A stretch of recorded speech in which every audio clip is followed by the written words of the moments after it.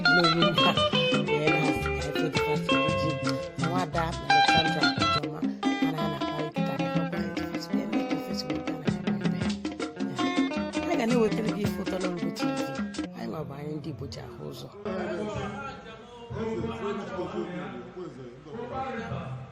Biko, kedu ihe mmemme unu na-eme tata? Kedu ka nsi awaji iko? Kedu ka nsi eri ji unu?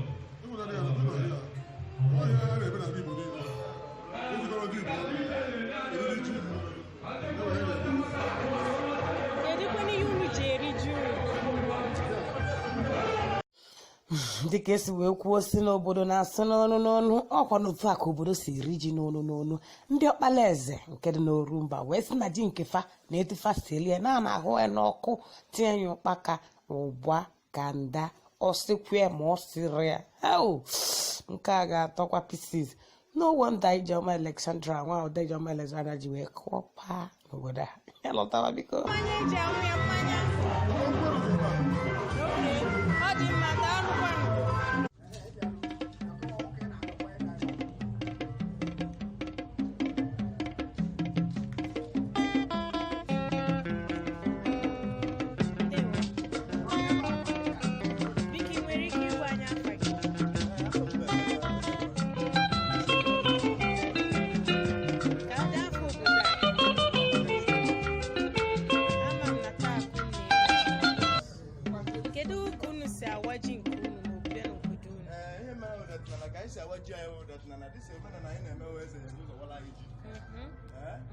After the was tomorrow, I ebidoze ndo Obodo niile ebidoze na eriji n'ụlọ ọrụ.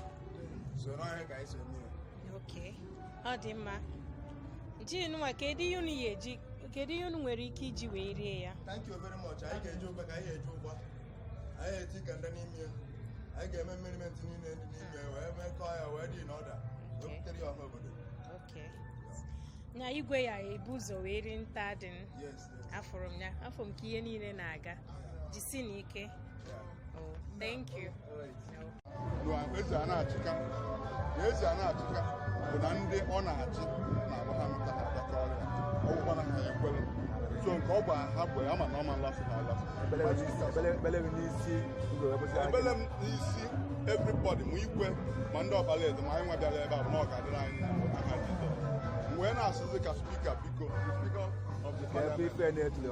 nwa bụ ọzọ ebube nne ya afa m bụ Ikechukwu na high chief ka anyị ekene gị nna anyị n'udo na ọdụ ebe spika ka ndị otu first among equals. anya kwete na m ga-ekpokọta cheta nwofe ọfụma so as to meet our aims and objective because what we are trying to project is good governance.